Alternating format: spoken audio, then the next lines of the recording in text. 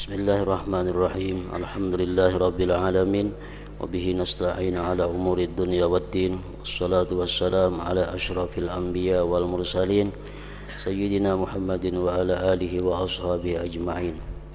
Qala al-musannif al-imam Abu Hamid Muhammad bin Muhammad al-Ghazali rahimahullah wa nafa'ana bi ulumihi wa qad warada fi akhbarin katsirah man hamma bi hasanati wa lam ya'malha kutibat lahu hasanah. Wa fi hadithi Abdullah bin Amr man kanat dunya niyyatahu ja'alallahu faqrahu baina aynayhi wa faraqaha arghaba ma yakunu biha wa man takunil akhiratu niyyatahu ja'alallahu ta'ala ghinahu fi qalbihi wa jama'a alaihi day'atahu wa faraqaha azhada ma yakunu biha. Wa bi hadithi Ummi Salamah anna Nabiyya sallallahu alaihi wasallam zakara jaisan yukhsabu bihim bil baida faqultu ya Rasulullah yakunu bihim al mukrahu wal ajir faqala yuhsyaruna ala niyatihim. Wa qala Umar radhiyallahu anhu sami'tu Rasulullah sallallahu alaihi wasallam yaqul innama yaqtatilul muqtatilun ala niyyat ila akhir. Makna daripada kalam Al-Imam Hujjatul Islam Abu Hamid Al-Ghazali rahimahullah wa nafa'ana bi ulumih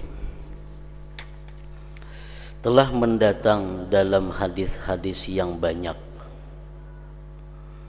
Di antaranya man hamma bi hasanati wa lam ya'malha kutibat lahu hasanah. Artinya barang siapa bercita-cita dengan suatu kebaikan dan ia tidak mengamalkannya, niscaya ditulis sebaginya satu kebaikan.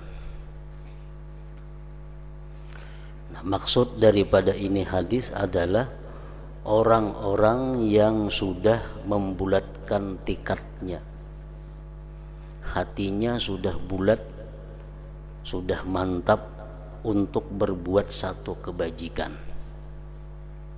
Namun karena ada sesuatu halangan yang kada bisa dihindari sehingga dia tidak sempat atau tidak jadi melakukan apa yang diniatkannya atau dicita-citakannya itu, maka dia mendapat satu kebaikan, satu pahala di sisi Allah Subhanahu wa ta'ala.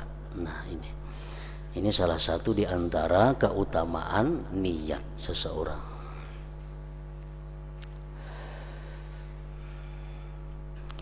Dalam hadis Abdullah bin Amr bin As radhiyallahu anhu disebutkan, man kanatid dunya niyyatahu ja'alallahu faqrahu baina aynayhi wa faraqaha arghaba ma yakunu biha wa man takunil akhiratu niyyatahu ja'alallahu ta'ala ghinahu fi qalbihi wa jama'a alaihi day'atahu wa faraqaha azhada ma yakunu biha.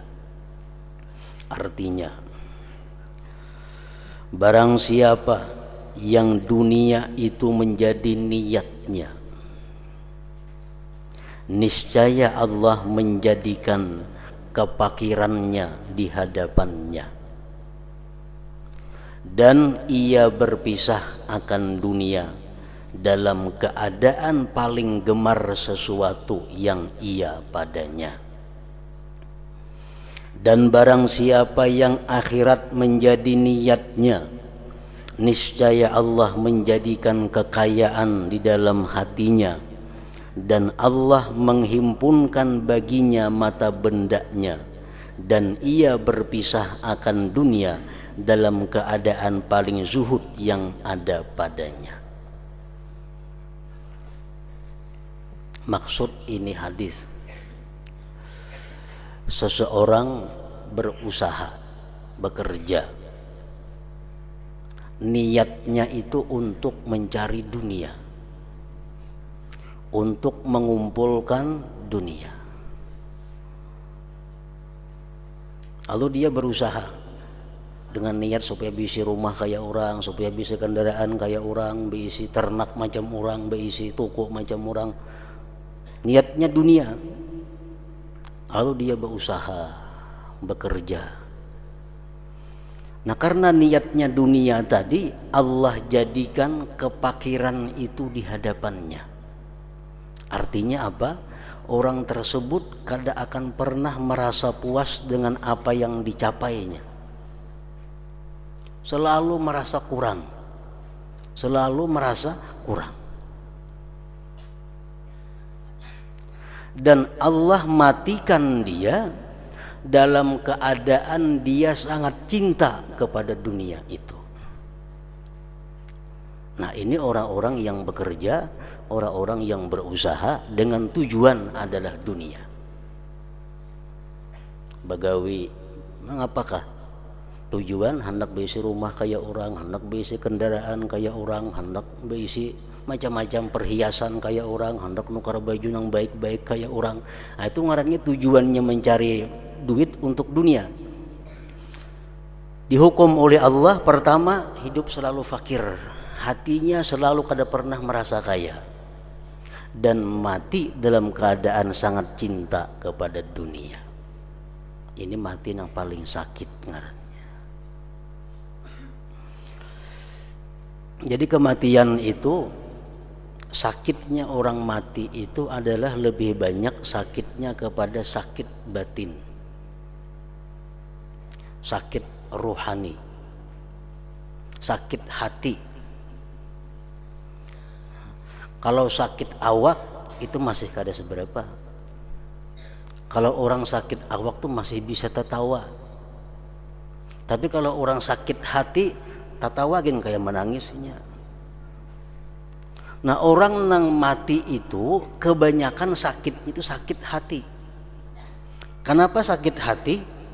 Karena dia berpisah lawan orang-orang dengan benda-benda yang dia sangat cinta. Nah, di situ sakitnya kematian. Sakitnya kematian di situ. Jadi orang-orang yang berusaha bekerja dengan tujuan dunia tadi, matinya sakitnya luar biasa.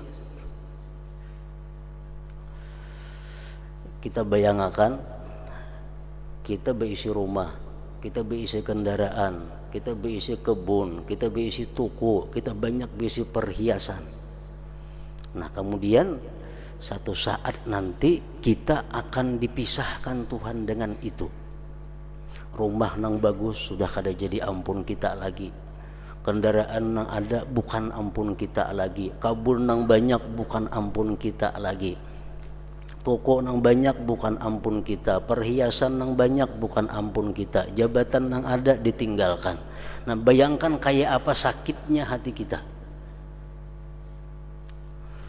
Orang umpamanya jadi camat, isi rumah ada, kendaraan ada, toko ada, kebun ada, camat lagi. Diampihi orang jadi camat, sakit hati. Diampihi orang jadi camat bakal kejutan, sakit hati. Kenapa? Jadi camat diampihi, sakit hati berpisah dengan jabatan. Padahal rumah masih ada, kebun masih ada, toko masih ada, perhiasan masih ada, sapi kambing masih ada berisi. Hanya sebuting diambil Tuhan sudah sakit hati. Nah, orang banyak berisi harta, rumah terbakar, motor terbalik, bahumaan berhasil, sakit hati luar biasa.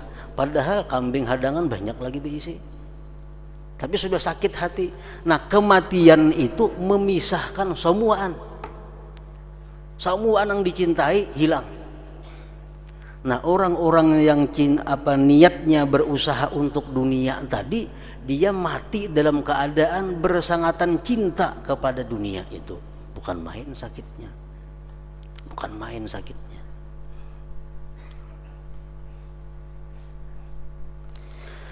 Nah, lalu sambungan hadis ini, siapa-siapa yang adalah niatnya itu akhirat, niatnya akhirat, itu Allah jadikan kekayaan dalam hatinya, dan Allah himpunkan mata bendanya dan Allah matikan dia dalam keadaan sedikit pun tidak ada cinta kepada dunia, nyaman matinya tuh, nyaman matinya.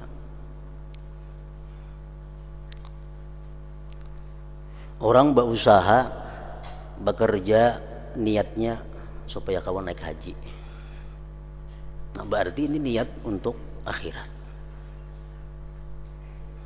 Inya bekerja berusaha dengan niat supaya bisa menafkahi anak bininya, nah ini niat akhirat.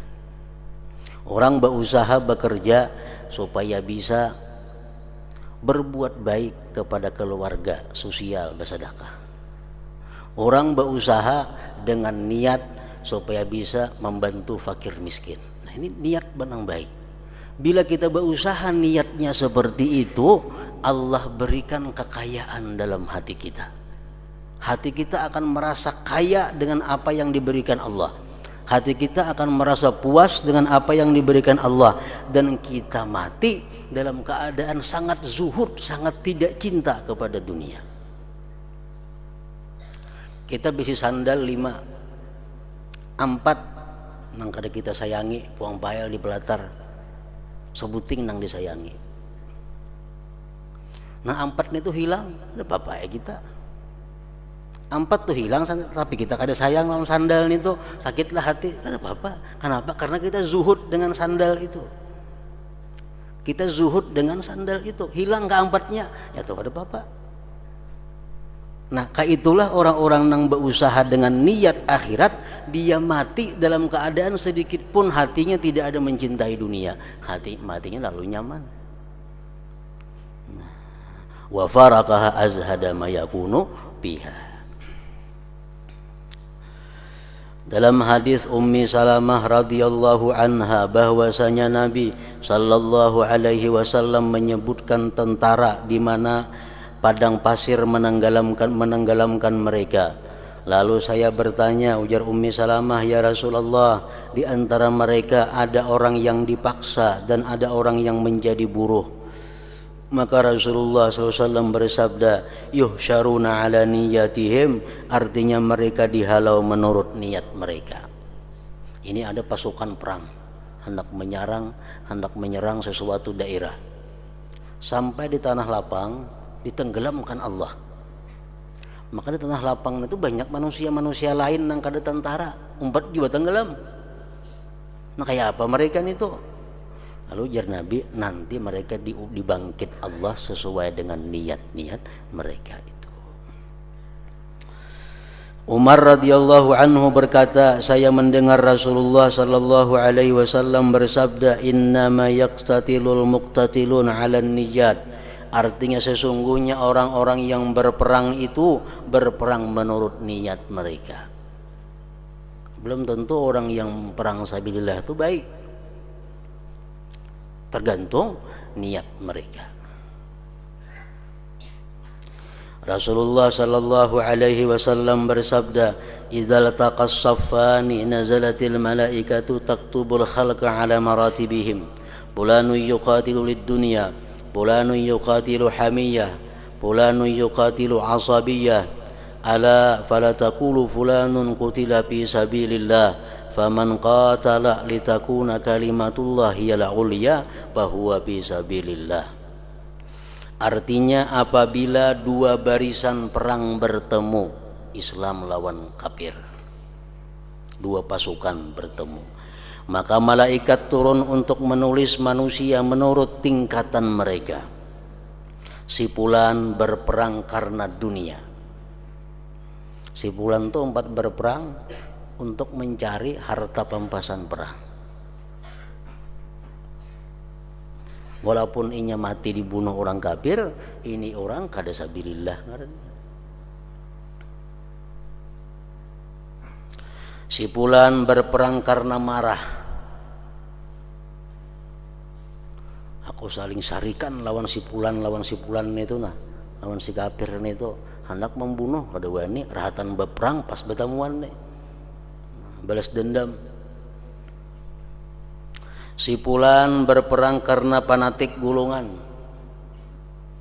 kabilah-kabilah, suku-suku. Ingatlah, janganlah kamu berkata si fulan terbunuh fi sabilillah, maka barang siapa berperang agar agama Allah itu paling tinggi, maka ia di jalan Allah. Jadi kita jangan hendak mengatakan si fulan itu adalah fi sabilillah. Orang nang sabilillah itu orang yang berperang dengan tujuan meninggikan agama Allah Subhanahu wa ta'ala.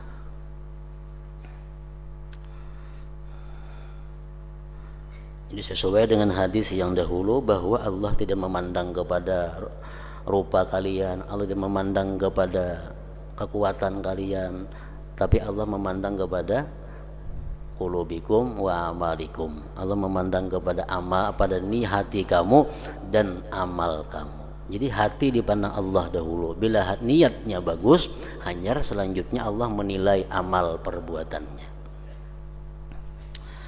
Dari Jabir radhiyallahu anhu, dari Rasulullah sallallahu alaihi wasallam bahwa beliau bersabda, yub'atsu kullu 'abdin 'ala ma mata alaihi. Artinya setiap hamba dibangkitkan menurut apa yang ia meninggal dunia atasnya. Apa niatnya? Dalam hadis Al-Ahnaf dari Abi Bakrah bahwa Rasulullah sallallahu alaihi wasallam bersabda, "Idzal taqal muslimani bisayfayhima fal qatilu wal maqtulu pinnar." Qila ya Rasulullah, hadzal qatilu fama balul maqtul? Qala li'annahu arada qatla sahibih. Artinya, apabila dua orang muslim bertemu dengan pedang keduanya, sama pada orang Islam bakalahi bepedang kedua-duanya, belading kedua-duanya, maka yang membunuh dan yang dibunuh berada di neraka kedua-duanya. Nang dibunuh masuk neraka, nang membunuh pun masuk neraka juga.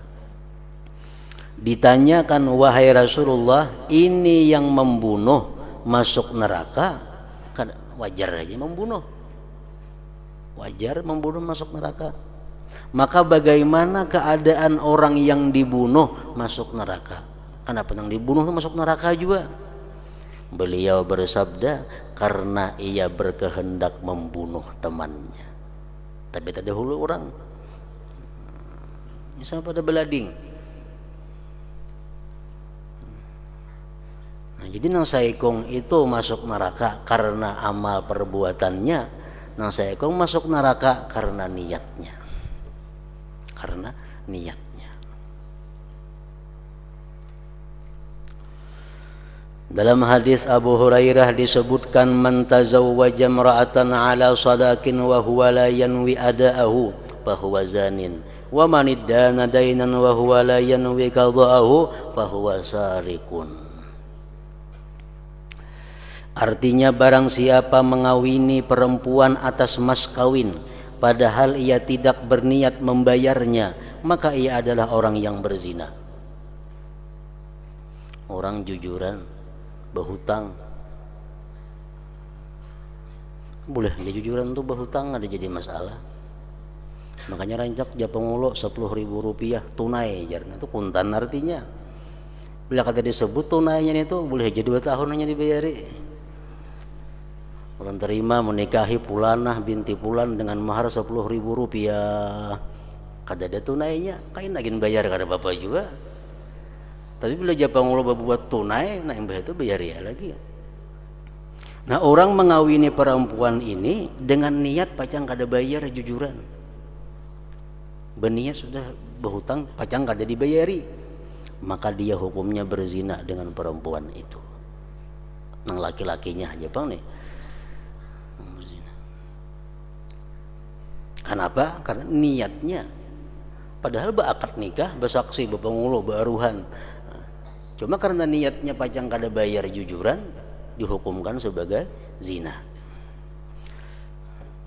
Dan barang siapa berhutang suatu hutang sedangkan ia tidak berniat melunasi hutangnya, maka ia adalah pencuri.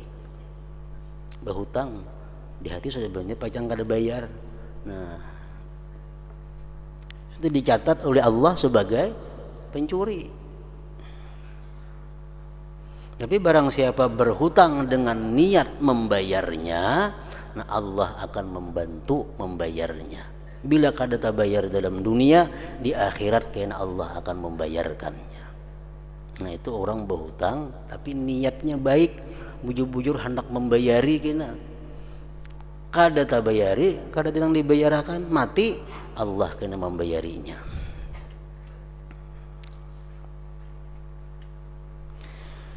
Dan Rasulullah sallallahu alaihi wasallam bersabda, man tatayyaba lillahi ta'ala jaa yaumal qiyamah wa rihuhu atyabu minal miski, wa man tatayyaba li ghairillah jaa yaumal qiyamah wa rihuhu antanu minal jifah.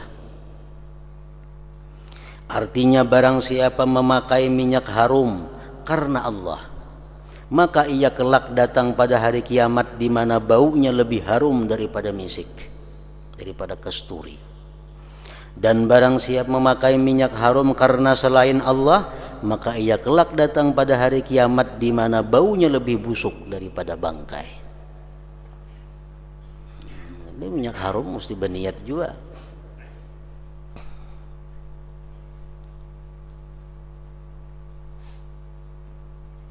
Minyak harum perkara yang mubah pada dasarnya, perkara yang dibolehkan itu pada dasarnya. Dalam kitab Qutul Qulub disebutkan demikian, bahwa minyak harum itu adalah perkara yang mubah pada dasarnya. Nah, lalu tergantung niat kita. Niat kita baik, dia akan membawa pahala. Niat kita kada baik, dia akan membawa kepada dosa. Dalam kitab Manhajus Sawi dijelaskan bahwa kalau kita berminyak harum supaya kita banyak mendapat pahala dengan berminyak harum itu, maka diperlukan beberapa niat yang baik supaya pahala dan di akhirat kita bau harum lebih daripada bau harumnya kasturi. Yang pertama, kita berniat berminyak harum itu ittiba' sunnatir rasul, mengikuti sunnah Rasul. Rasulullah ketujuh sini berminyak harum, jadi aku ketujuh juga.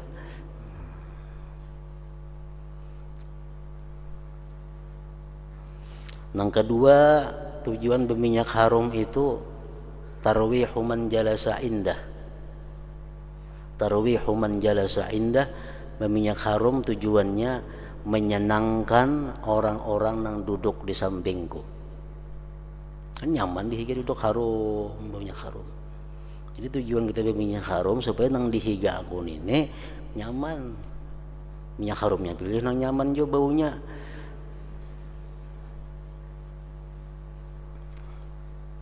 Tarawihu man jalasa indah.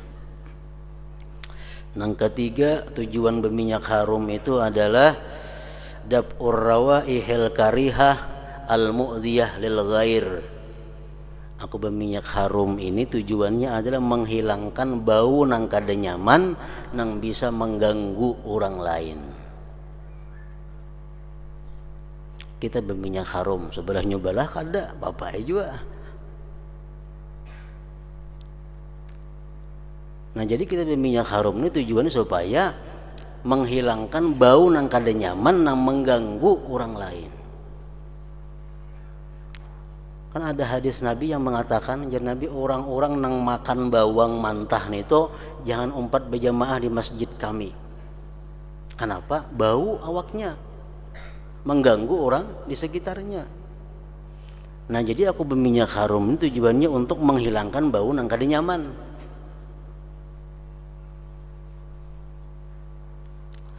Yang keempat, berminyak harum itu tujuannya adalah hasmu babil ghibah. Hasmu babil ghibah artinya apa? Menutup pintu gibah. Karena mun kita kada berminyak harum sampai orang nanti bau banget katiak. Nah, lalu jadi dosa orang menggibah seorang. Karena apa? Karena seorang kada berharum-harum. Nah, jadi baharu haram itu termasuk tuh niatnya adalah untuk menutup pintu ghibah. Mau ghibah orang jadi berdosa gara-gara kita. Nang kalima tujuan berminyak haram itu ziyadatul akli, menambah akal. Jadi Imam Syafi'i man tabarihuhu zada akluhu. Orang yang selalu harum baunya selalu bertambah akalnya. Jadi bila kita berminyak haram niatnya 5 macam itu 5 macam dapat pahala. 5 macam dapat pahala. Adapun asar-asarnya diantaranya Umar ibnul Khattab radhiyallahu anhu berkata, paling abdal amal perbuatan adalah menunaikan apa yang diwajibkan oleh Allah. Itu paling abdal sudah. Paling abdal ibadah menunaikan yang diwajibkan Allah. Bila kita melalaikan yang diwajibkan Allah, tapi kita katuju manggawi nang sunat, berarti itu ngarannya kada ikhlas. Itu ngarannya karena syaitan atau karena nafsu. Ini nang wajib nih ada kada biris lagi, tapi nang sunat katuju manggawi, Allah kada menerima. Kenapa? Karena orang ini pasti ada untingan. Amunnya buju-buju karena Allah nang wajib dahulu akan. Kuitan seorang miskin fakir kada diberi duit, kawan diberi duit, itu kada bujur ngarannya, nang wajib ada. Paling abdal amal perbuatan adalah menunaikan apa yang diwajibkan oleh Allah.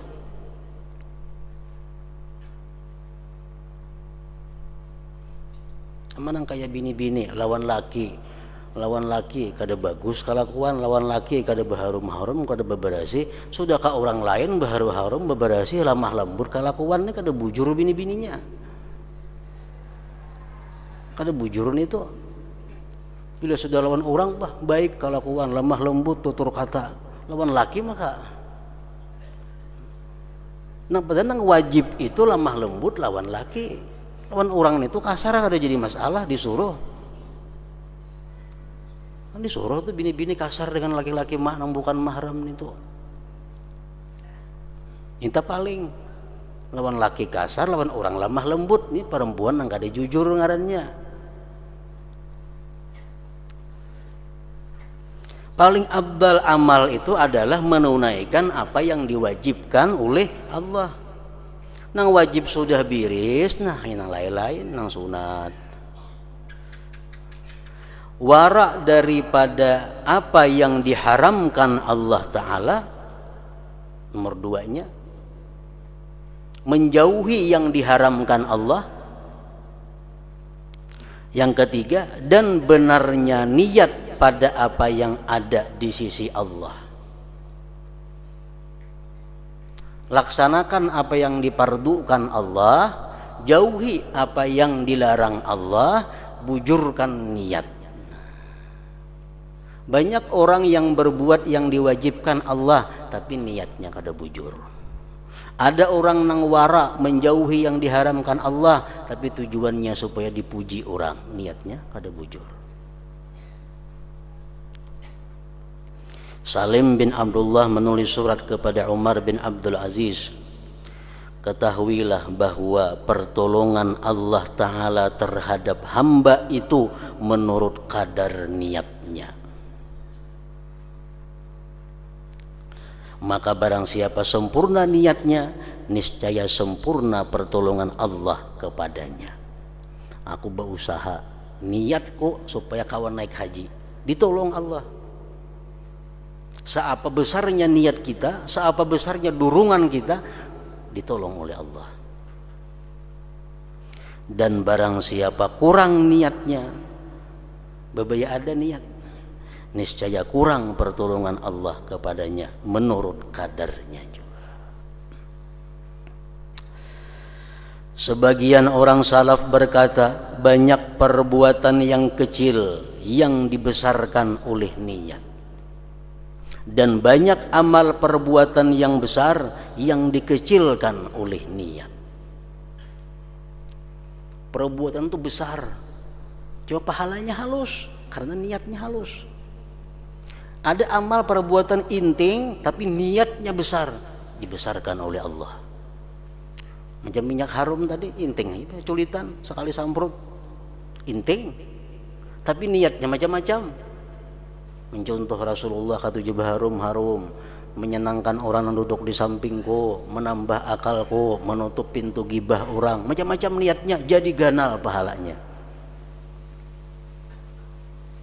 Nah, perbuatan yang besar karena niatnya halus, jadi halus. Naik haji itu ganal perbuatannya, dan pahalanya pun saling ganalan. Naik haji surga jaminannya.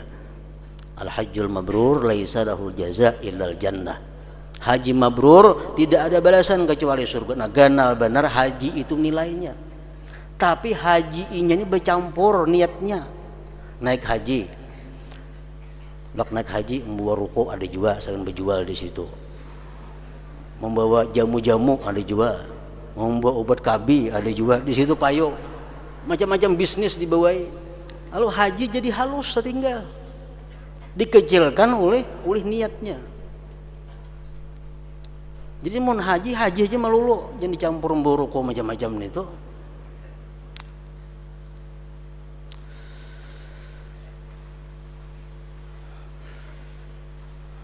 Banyak perbuatan yang kecil yang disebabkan oleh niat, dan banyak amal perbuatan yang besar yang dikecilkan oleh niat. Baca salawat sallallahu ala sayyidina Muhammad wa ala alihi wasallam, sedikit saja. Tapi kalau niat kita bagus, niat kita besar, menjadi besar. Ada orang bersalawat umpatan saja berniat kada apa kada, itu halus nilainya. Tapi kalau kita bersalawat itu walaupun sekali salawat, cuma niatnya pertama menjunjung perintah Allah. Dalam Al-Quran Allah menyuruh bersalawat lawan Nabi Muhammad sallallahu alaihi wasallam. Yang kedua, aku bersalawat ini tujuannya karena aku cinta kepada beliau. Walaupun hati kita kurang cinta, akan ditambah Allah kecintaan. Yang ketiga, aku bersalawat ini karena syaukan ilaih, karena aku rindu kepada beliau. Walaupun kita kurang rindu, akan ditambah Allah kerinduan kepada Nabi. Yang keempat, niat kita untuk membesarkan haknya Nabi Muhammad sallallahu alaihi wasallam. Yang kelima, tujuannya karena membesarkan, karena cinta kepada keluarga Nabi Muhammad sallallahu alaihi wasallam. Nah, sekali aja bersalawat sallallahu alaihi sayyidina Muhammad wa ala alihi wasallam, tapi saling ganalan pahalanya. Kenapa? Niatnya ganal. Niatnya ganal. Kayak duit salam berai cuma 100.000, ganal nilainya.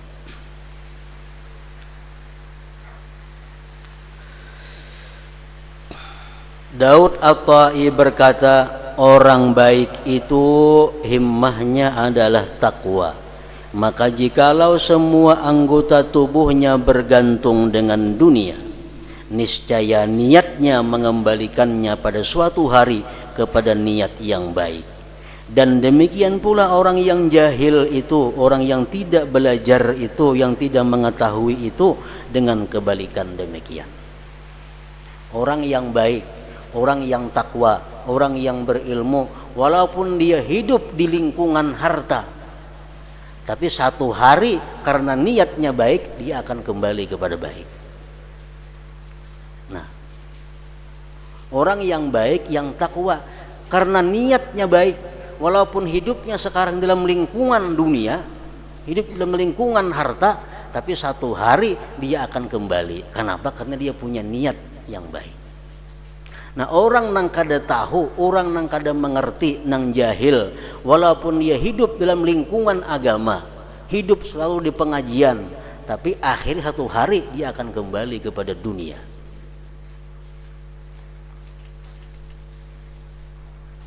Dan demikian pula orang yang jahil itu dengan kebalikan demikian.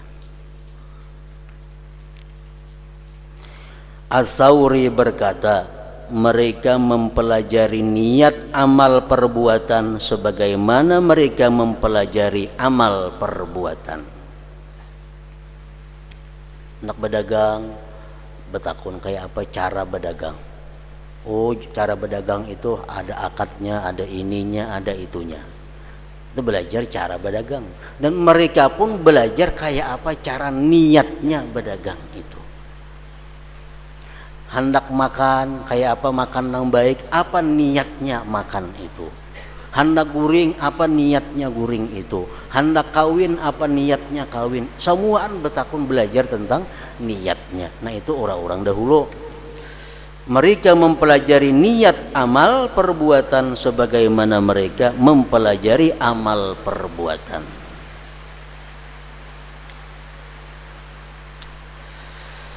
Sebagian ulama berkata, carilah niat bagi amal perbuatan sebelum amal perbuatan. Sebelum hendak menggawe sesuatu, cari niatnya dulu. Besah jakub. Hendak apa-apa, hendak kemana-mana, niatnya dulu. Apa niatnya? Carilah niat bagi amal perbuatan sebelum amal perbuatan. Dan selama kamu terus-menerus berniat kebaikan, maka kamu dalam kebaikan. Kita duduk di masjid jam 5 kamarian. Duduk di masjid. Kenapa duduk di masjid? Niatnya menunggu maghrib. Menunggu maghrib niatnya. Duduk di masjid. Mana tak guringan duduknya. Tapi niatnya menunggu maghrib. Nah, mulai pukul 5 sampai maghrib, ia dicatat Allah sebagai orang yang selalu sembahyang maghrib. Selalu kebaikan. Karena niatnya tadi.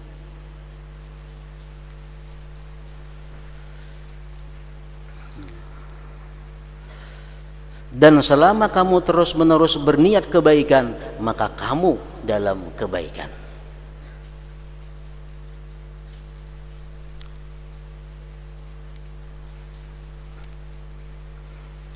Sama orang nang menunda pembayaran hutang karena orangnya kada mampu. Disebutkan dalam kitab nang dahulu, dijelaskan bahwa kalau kita menagih hutang, hutangnya berapa? 10.000 rupiah. Ditagih, jarnya kada kau bayar, nah kada berduit lagi. Ayo ha, karena bila ada bayari, boleh. Berapa hari ini belum bayar? Nah setiap hari kita dihukumkan bersedekah 10.000 rupiah. Kenapa? Karena niat kita memberi kemudahan, keringanan kepada orang untuk membayar hutang kepada kita.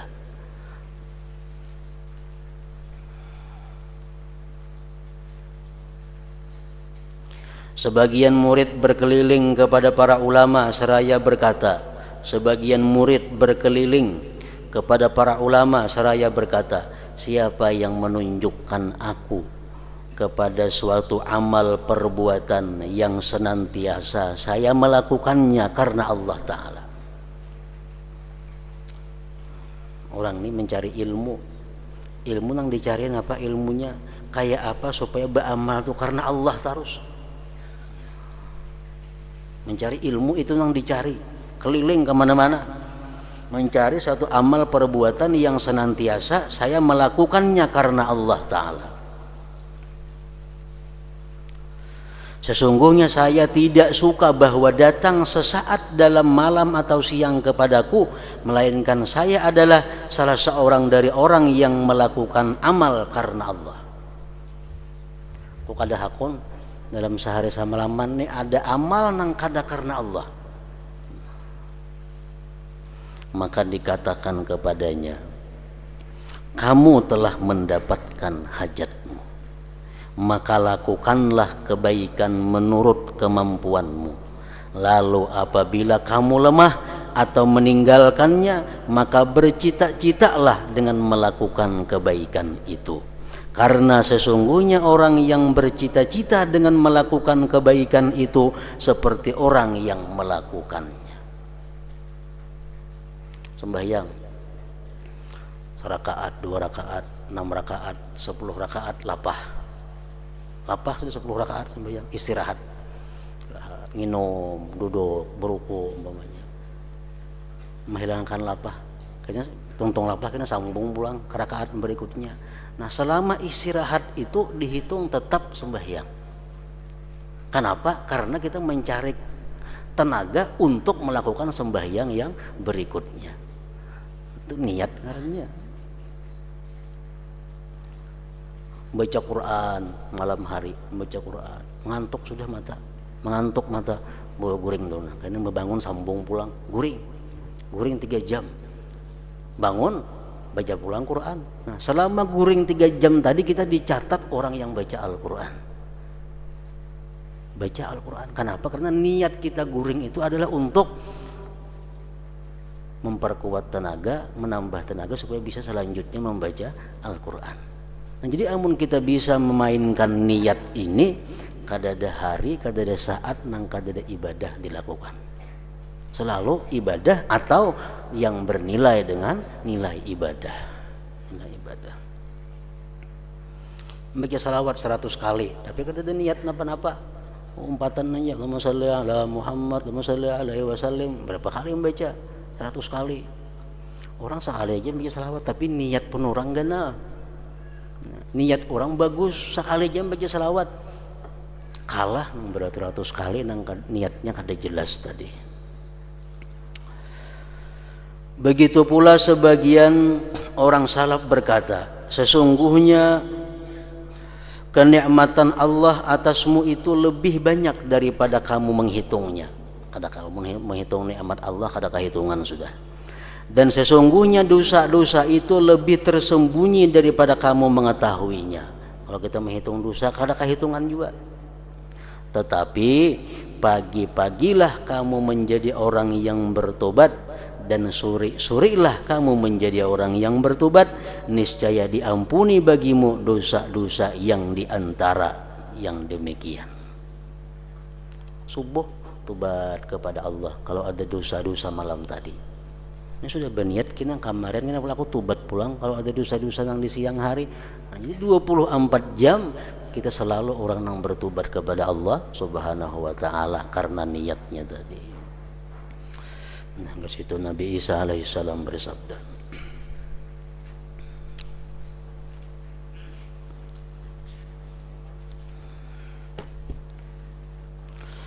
afdalul dzikri fa'lam annahu la ilaha illallah Muhammadur Rasulullah, la ilaha illallah Muhammadur Rasulullah, la ilaha illallah Muhammadur Rasulullah, la ilaha illallah, la ilaha illallah, la ilaha illallah, la ilaha illallah, la ilaha illallah. Allahu Allah, Allahu Allah, Allahu Allah, Allahu Allah, Allahu Allah, Allahu Allah, Allahu Allah, Allahu Allah, Allahu Allah, Allahu Allah, Allahu Allah, Allahu Allah, la ilaha illallah Muhammadur Rasulullah, la ilaha illallah Muhammadur Rasulullah, la ilaha illallah Muhammadur Rasulullah, la ilaha illallah.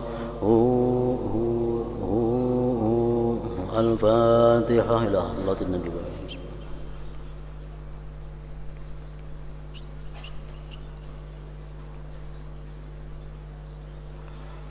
فيا أيها الراجو منه شفاعة صلوا عليه سلموا تسليما اللهم صل وسلم